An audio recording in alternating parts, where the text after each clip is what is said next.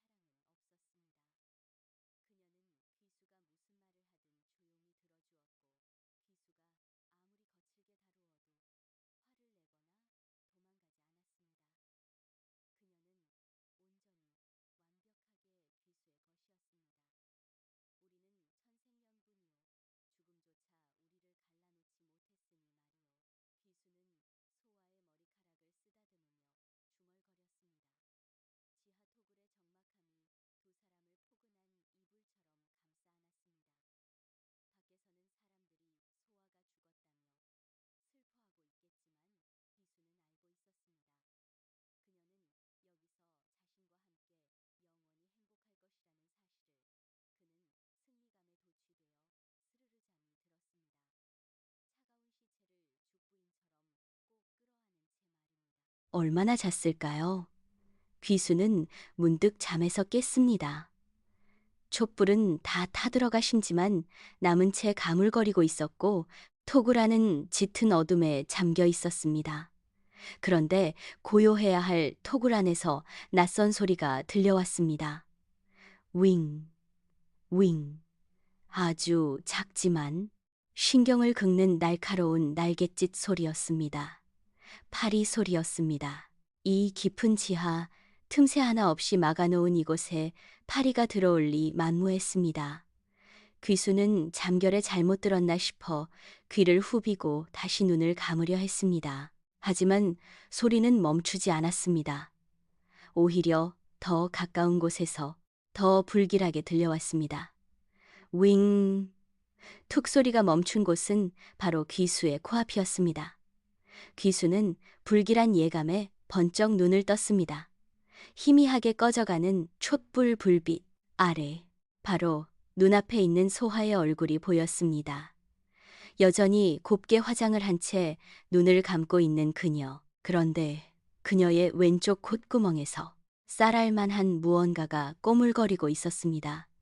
귀수는 숨을 멈추고 그것을 응시했습니다. 하얀 구더기였습니다.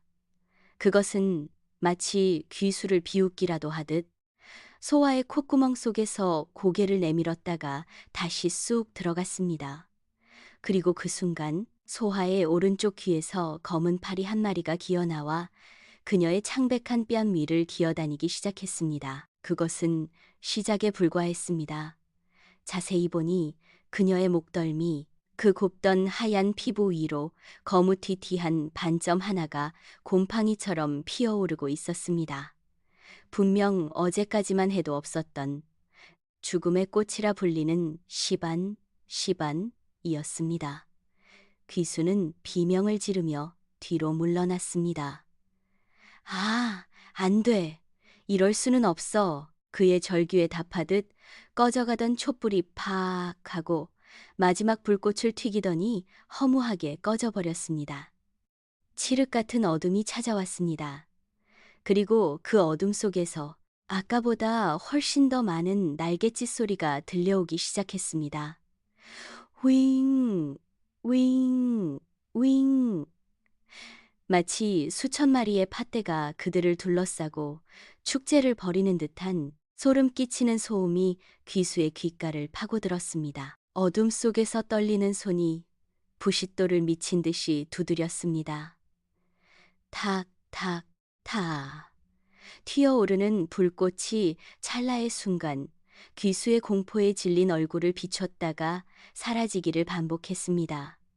제발, 제발. 귀수의 입에서는 신음 같은 기도가 흘러나왔습니다. 마침내 심지에 불이 옮겨 붙고 흔들리는 주황빛이 다시 토굴 안을 밝혔습니다. 귀수는 숨을 헐떡이며 눈앞의 연인을 확인했습니다. 불빛 아래에 드러난 소화의 얼굴은 불과 며칠 전 그가 넋을 잃고 바라보았던 그 복숭아 같던 얼굴이 아니었습니다. 습기와 열기, 그리고 막을 수 없는 시간의 흐름이 그녀를 탐하고 있었습니다. 뽀얗던 피부는 흙탕물에 젖은 창호지처럼 거무죽죽하게 변해 있었고 탱탱했던 볼살은 가스가 차올라 기괴하게 부풀어 있었습니다. 무엇보다 귀수를 절망케 한 것은 그 냄새였습니다. 촛불이 꺼져 있던 그 짧은 시간 동안 어둠이 후각을 예민하게 만든 탓인지 코를 찌르는 악취가 폭풍처럼 밀려왔습니다. 그것은 젓갈의 비릿함 따위로 가릴 수 있는 수준이 아니었습니다. 단백질이 녹아내리고 내장이 액체가 되어 흐르는 생명이 완전히 소멸한 자리에서 피어나는 역겨운 죽음의 향기였습니다. 아니야, 아니야. 이건 그저 날이 더워서 그래. 잠깐 앓는 것일 뿐이야. 귀수는 고개를 세차게 저으며 현실을 부정했습니다. 그는 마치 중병에 걸린 아내를 간호하는 지극정성인 남편처럼 행동하기 시작했습니다. 그는 작업 도구함에서 가느다란 핀셋을 꺼내들었습니다. 그리고 소화의 콧구멍과 귓구멍, 입가에 하얗게 슬어있는 구더기, 알들을 하나하나 집어내기 시작했습니다. 톡, 톡 쌀알만 한 알들이 바닥으로 떨어질 때마다 귀수의 가슴도 찢어지는 듯 했습니다. 이미 부화해 살점 속을 파고드는 구더기는 핀셋 끝으로 살을 헤집어 기어이 끄집어냈습니다. 가만히 좀 있어 보시오. 아파도 참아야 낫지 않겠소. 귀수는 꿈틀거리는 구더기를 촛불에 태워 죽이며 중얼거렸습니다. 타닥 하는 소리와 함께 단백질 타는 역한 냄새가 났지만 시체 썩는 냄새에 비하면 아무것도 아니었습니다. 그는 구더기가 파먹어 구멍이 숭숭 뚫린 그녀의 살점을 밀랍을 녹여 메꾸었습니다. 녹은 밀랍이 흐물거리는 피부 위에 떨어져 굳자 얼핏 보면 매끄러운 살결처럼 보이기도 했습니다. 귀수는 그것을 보며 안도의 한숨을 내쉬었습니다. 보시오, 내가 다 고쳐주지 않소. 당신은 여전히 세상에서 제일 곱소. 하지만 계절은 잔인했습니다. 본격적인 여름이 시작되자 토굴 안은 찜통처럼 달아올랐습니다. 아무리 수은을 바르고 약초를 채워 넣어도 뱃속에서부터 썩어 들어가는 내장의 부패를 막을 길은 없었습니다. 소화의 배는 만삭임산부처럼 팽팽하게 부풀어 올라 피부 곳곳에는 검푸른 시반이 멍자국처럼 번져나갔습니다. 팽창한 가스 때문에 그녀의 입에서는 수시로 끄윽 끄윽 하는 트림 소리가 새어나왔고 항문과 음부에서는 핏물이 섞인 부패액이 흘러나와 비단뇨를 흥건하게 적셨습니다. 귀수는 이제 잠시도 쉬지 않고 향을 피워댔습니다. 싸구려 향이 아니라 중국 상인에게 거금을 주고 산 사향과 용례향을 들이부었습니다.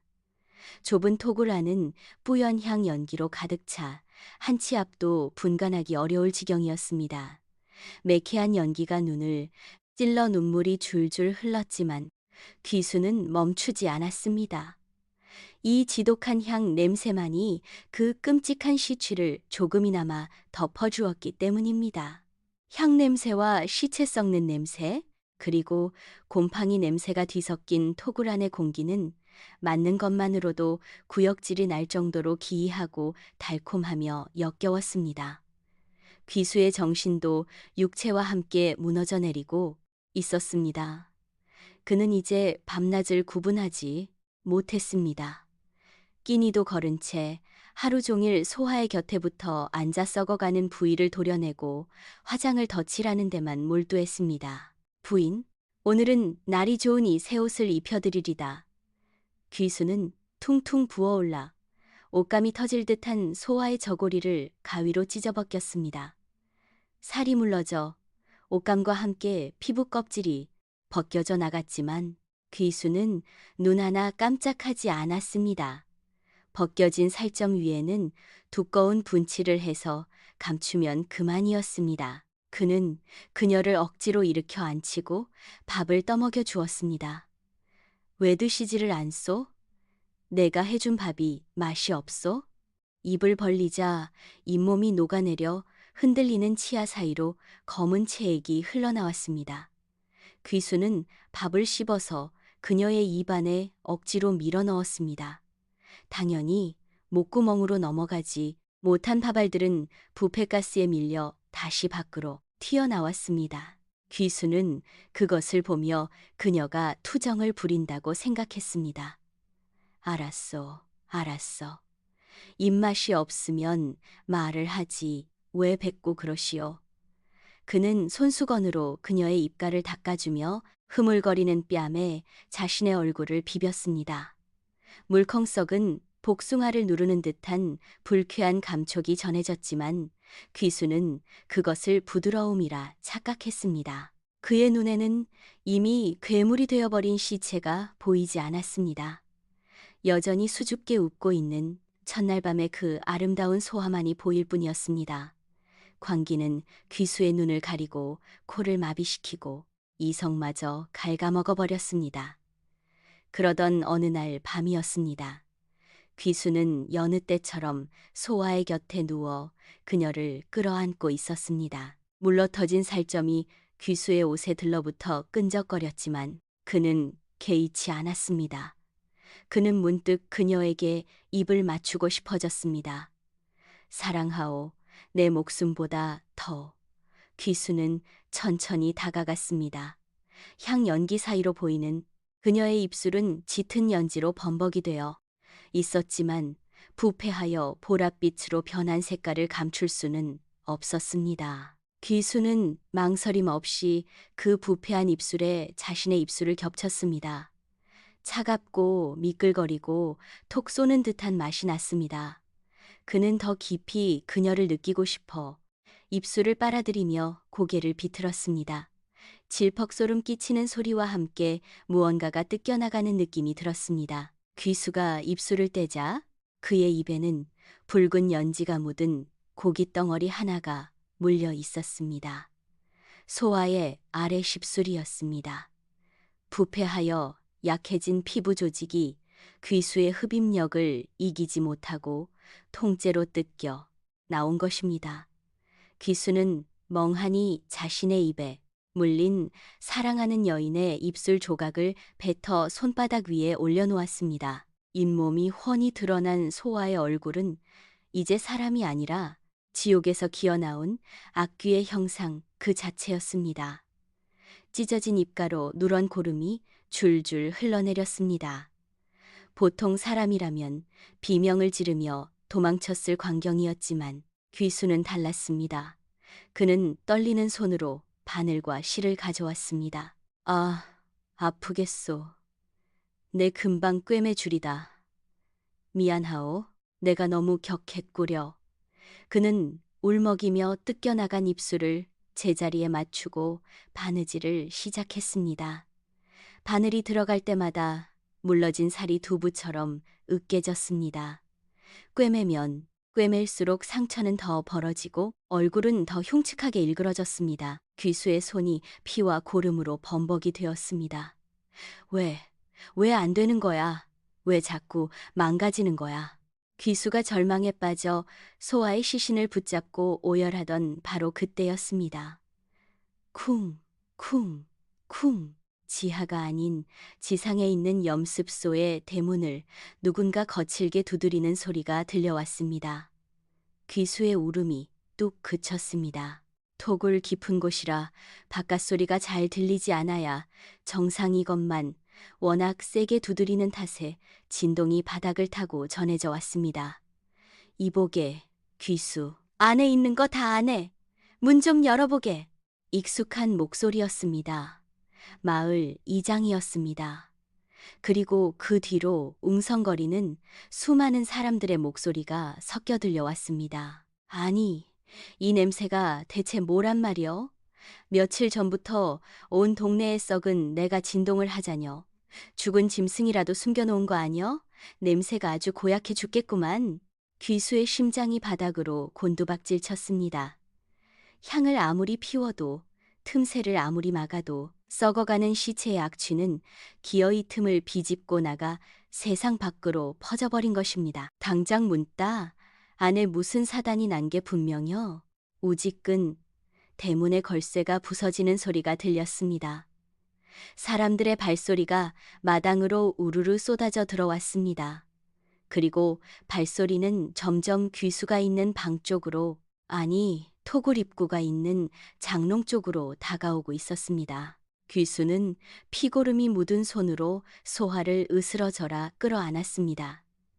촛불이 미친 듯이 일렁이며 벽에 거대한 그림자를 만들어냈습니다. 그의 눈이 광기로 번들거렸습니다. 안 돼. 아무도 못 들어와. 넌 내 거야. 그때 장롱 뒤편의 문틈 사이로 횃불의 붉은 빛이 스며들어오기 시작했습니다. 드르륵, 쿵.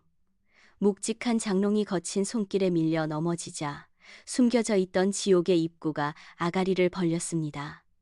그 순간 토굴 안에 갇혀있던 공기가 밖으로 터져나왔습니다. 그것은 단순한 악취가 아니었습니다. 좁고 밀폐된 공간에서 수개월 동안 숙성된 시체의 부패가스, 독한 수은 증기, 그리고 머리가 깨질 듯한 사양 냄새가 뒤섞인 인간의 감각을 마비시키는 맹독과도 같은 바람이었습니다. 아, 이, 이게 무슨 냄새야? 가장 먼저 횃불을 들고 뛰어들려던 포졸이 헛구역질을 하며 뒤로 나자빠졌습니다. 사람들은 코와 입을 틀어막고 주춤거렸지만 횃불의 불빛은 이미 지하 계단 아래를 비추고 있었습니다. 어둠 속에 웅크리고 있는 두 개의 그림자, 하나는 사람의 형상을 하고 있었으나 다른 하나는 인간이라 부르기에는 너무나 참혹하게 무너져 내린 고깃 덩어리였습니다. 귀수, 내 이놈, 거기서 무엇을 하고 있는 게냐? 이장이 소리를 지르며 코를 싸쥐고 계단을 내려왔습니다. 뒤따라 들어온 마을 사람들의 눈이 경악으로 커졌습니다. 흔들리는 횃불 아래 드러난 광경은 그야말로 아수라장이었습니다. 바닥에는 구더기가 들끓는 핏물이 흥건했고 벽에는 곰팡이가 검은 꽃처럼 피어 있었습니다. 그리고 그 한가운데 피고름으로 얼룩진 비단옷을 입은 괴물을 품에 안은 채 귀수가 짐승처럼 그들을 노려보고 있었습니다. 품에 안긴 그것은 소화라고 알아볼 수조차 없었습니다. 코는 문드러져 구멍만 뻥 뚫려 있었고 억지로 꿰맨 입술 사이로는 누런 치아가 흉물스럽게 드러나 있었습니다. 눈꺼풀이 녹아 없어진 탓에 툭 튀어나온 안구는 허공을 멍하니 응시하고 있었는데 그 모습이 마치 산 사람들을 조롱하는 듯 했습니다. 설마 저게 소하 씨란 말이냐? 뒤늦게 따라 들어온 소하의 정혼자가 다리에 힘이 풀려 주저앉으며 비명을 질렀습니다. 그 고귀하고 아름답던 여인이 백정놈의 품 안에서 썩어 문드러진 괴물이 되어 있다는 사실을 그는 받아들일 수 없었습니다. 가까이 오지 마. 누구도 내 부인을 건드릴 수 없어. 귀수가 쉰 목소리로 소리쳤습니다. 그의 눈은 이미 이성의 끈을 놓아버린 지 오래였습니다. 사람들의 웅성거림은 그에게 악귀들의 속삭임처럼 들렸고 그들이 든 횃불은 자신들의 사랑을 태워버리려는 지옥의 불길처럼 보였습니다. 귀수는 소아의 머리를 더욱 깊이 끌어안으며 뒷걸음질 쳤습니다. 그러자 소아의 목에서 꾸르륵 하는 소리와 함께 검은 부패액이 귀수의 옷자락으로 쏟아졌습니다. 저 미친놈, 당장 끌어내. 시신을 수습해라. 이장의 고함과 함께 포졸들이 몽둥이를 들고 달려들었습니다. 좁은 톡을 나는 순식간에 난장판이 되었습니다. 귀수는 발악하며 주위에 있던 물건들을 집어 던졌습니다. 경대, 밥그릇, 그리고 호리병. 하지만 건장한 장정들을 당해낼 수는 없었습니다. 포졸 하나가 귀수의 어깨를 잡아채고 다른 하나가 소아의 시신을 억지로 떼어내려 했습니다. 안 돼, 안 돼, 떨어져. 이 도둑놈들아. 귀수의 절규가 지하 토구를 울렸습니다. 자신의 몸 일부가 뜯겨나가는 듯한 고통이었습니다. 억지로 잡아당기는 힘에 의해 소화의 썩은 팔 하나가 툭 하고 끊어져 바닥에 떨어졌습니다. 그 끔찍한 광경에 달려들던 사람들조차 이런 미친 하며 잠시 멈칫했습니다. 그 찰나의 순간 귀수의 눈의 구석에 놓인 커다란 항아리가 들어왔습니다. 시신의 냄새를 덮기 위해 향을 피울 때 쓰던 기름이 가득 담긴 항아리였습니다. 귀수는 미친 듯이 웃음을 터뜨리며 항아리를 발로 걷어찼습니다. 챙그랑 항아리가 깨지며 누런 기름이 바닥으로 콸콸 쏟아져 나왔습니다. 기름은 순식간에 귀수와 소화가 있는 집더미 주변을 흥건하게 적셨습니다. 매캐한 기름 냄새가 시체 썩는 냄새와 뒤섞여 역겨움을 더했습니다. 귀수는 바닥에 떨어진 소화의 팔을 주워 품에 꼭 안고는 넘어진 촛대를 집어들었습니다. 가까이 오면 다 죽여버리겠어. 아니, 우리는 같이 갈 거야. 아무도 없는 곳으로. 귀수야. 진정해라. 불을 놓으면 다 죽어. 사람들이 기겁하며 뒷걸음질 쳤지만 이미 늦었습니다. 귀수의 손을 떠난 촛불이 기름에 젖은 집더미 위로 떨어졌습니다. 화르륵! 마치 굶주린 짐승이 먹이를 덮치듯 불길이 순식간에 치솟아 올랐습니다. 좁은 토굴 안은 삽시간의 붉은 화염으로 가득 찼습니다. 사람들은 비명을 지르며 출구 쪽으로 앞다투어 도망쳤습니다. 뜨거운 열기가 토굴을 가마솥처럼 달구었습니다. 귀수는 불길 속에서 도망치지 않았습니다. 오히려 불길이 만들어낸 벽 안쪽으로 소화의 시신을 끌고 들어갔습니다. 뜨거운 화염이 귀수의 피부를 그을리고 머리카락을 태웠지만 그는 고통조차 느끼지 못하는 듯 했습니다. 그는 바닥에 누워있는 소화의 시신 위로 몸을 던져 그녀를 덮었습니다. 괜찮소? 부인 조금만 참으시오. 이제 영원히 따뜻할 것이오. 불길이 시신의 지방질에 옮겨 붙자 타닥타닥 소리를 내며 더욱 거세게 타올랐습니다. 살타는 냄새가 진동했습니다. 그런데 그때 기이한 일이 벌어졌습니다. 강렬한 열기가 시신의 근육과 힘줄을 급격하게 수축시킨 것입니다. 불에 타들어가던 소화의 팔이 저절로 굽어지더니 귀수의 등을 천천히 감싸 안는 것이 아니겠습니까? 마치 그녀가 귀수의 포옹에 화답하여 그를 마주 안아주는 것처럼 보였습니다. 귀수는 등 뒤로 느껴지는 그 압력을 느끼며 황홀경에 빠졌습니다. 아, 역시 당신도 나를. 귀수는 그녀의 타들어가는 가슴에 얼굴을 파묻었습니다. 소아의 다리 또한 열기에 의해 오그라들며 귀수의 허리를 감았습니다. 불타는 지옥의 한복판에서 두 사람은 그 누구보다 뜨겁고 완벽한 합일 허위를 이루었습니다. 귀수의 귓가에 들리는 불꽃 소리는 마치 축복의 팡파르 같았고 무너져 내리는 천장의 흙더미는 그들의 신방을 덮어주는 이불 같았습니다. 귀수는 마지막 숨을 내쉬며 미소 지었습니다.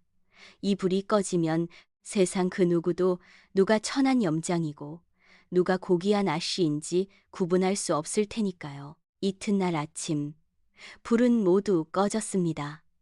다 타버리고 잿더미만 남은 토굴 안에서 사람들은 두 구의 시신을 발견했습니다.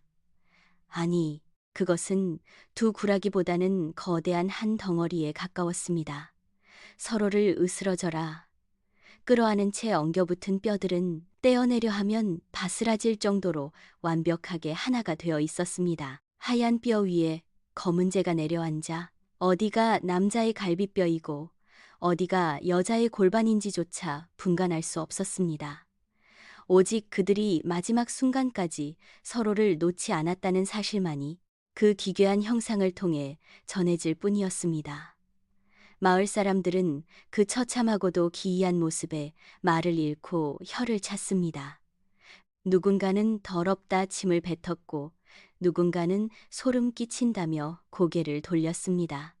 하지만 잿더미 속에서 발견된 그 뼈 무덤은 세상의 비난이나 멸시 따위는 아랑곳하지 않은 채 영원한 침묵 속에서 서로를 끌어안고 있을 뿐이었습니다.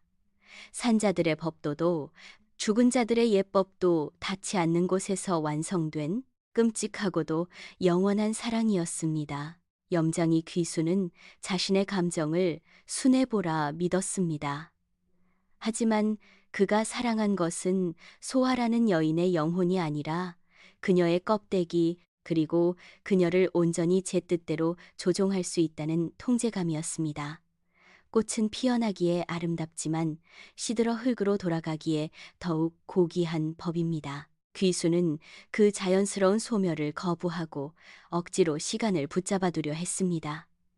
그 헛된 욕망이 결국 아름답던 여인을 흉측한 괴물로 만들고 자신마저 파멸의 구렁텅이로 밀어넣은 것입니다. 혹시 시청자 여러분의 마음속에도 이미 끝나버린 인연이나 되돌릴 수 없는 과거를 썩어가는 시체처럼 끌어안고 있는 지하실이 있지는 않습니까?